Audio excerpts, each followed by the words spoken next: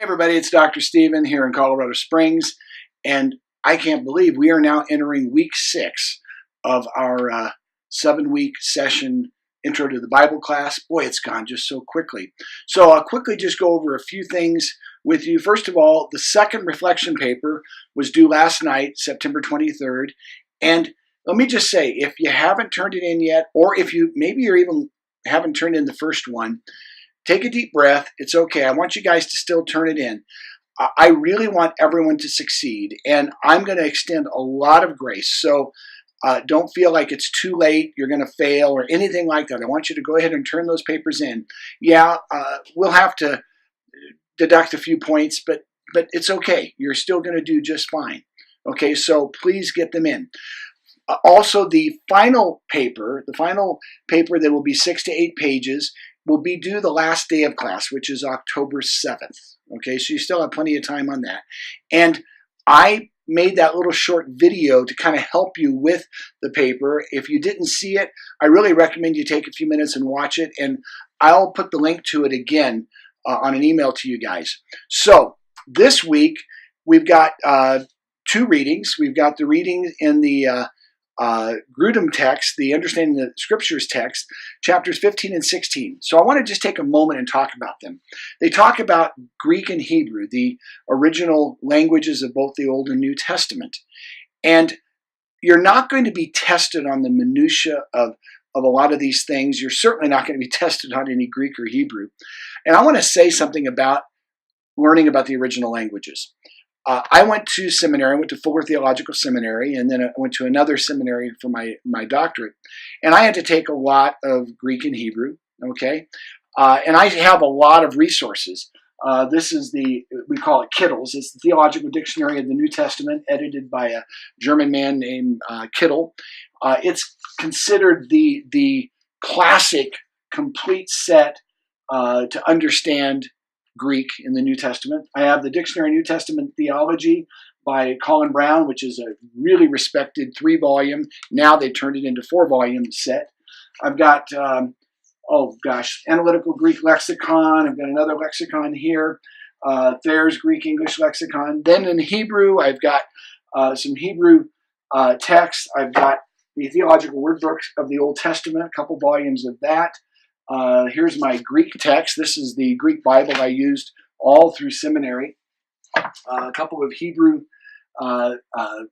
biblical texts as well. Now I have to be honest with you. While I had to struggle through that, I by no means was a translator. I'm not good enough at any of the languages to be a translator. And today, things have really changed in the last 10, 15, 20 years, especially the last 5 or 10 years, with aids like the Logos study software and so many other very accessible biblical language reference and resource tools. Anybody can really access so much of the wonderful resources that are available. So if you're going to pursue much higher education, you might have to take some of the languages, and that's certainly okay, but don't feel like you're missing out in some way, because there are just wonderful resources available. When you look at the chapter, you just skim through Grudem's chapters just to kind of get the high altitude view, as I've been saying about several of these things. The Powell book, Glenn Powell's Saving the Bible from Ourselves, I'm asking you to read 2 chapters, chapters 10 and 11. And there's going to be an interview this week, a video I want you to watch. Now, I pre-taped the other interviews last year, and I've shown them several times when I've taught this class.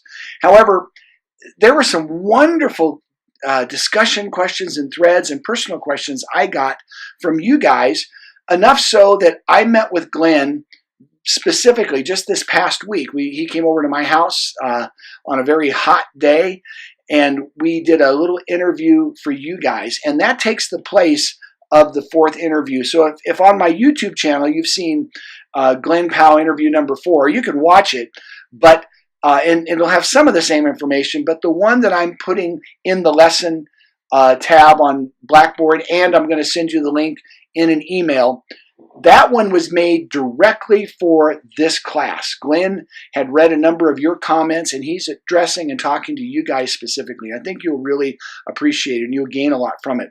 So just reiterating, I suppose, the second reflection paper, which was due last night, if you haven't got it in yet, and if there's some legitimate issues, I know a few folks have had some very legitimate reasons why they're going to be late. I won't go into those details, but some real genuine emergencies. And so just email me or text me. I'm a grace guy, okay? I'm not a law guy. I'm a grace guy. So we'll work through that. So please submit them when you're able to.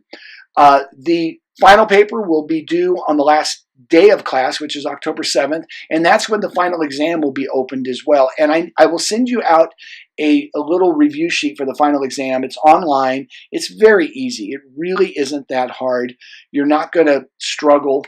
I'm not a big believer in making a final exam for a class like this be real extraordinarily hard, because I don't want to test your memorization skills. I would rather see your final paper be a little more developed than worry about some really extensive final examination. Okay, so just don't worry about that. I hope you guys are having a good week. I just hope that God is using this class to reorient you in a new way as we approach the scriptures. There's only going to be one discussion question, and I really do hope to see everyone jump in and interact about it. And I'm just so blessed to have gotten to know you guys, and perhaps you will be able to take a class from me sometime in the future. That would be my honor to serve you. You have any questions at all, any concerns, please email me or text me, and I will get right back with you guys. God bless you all.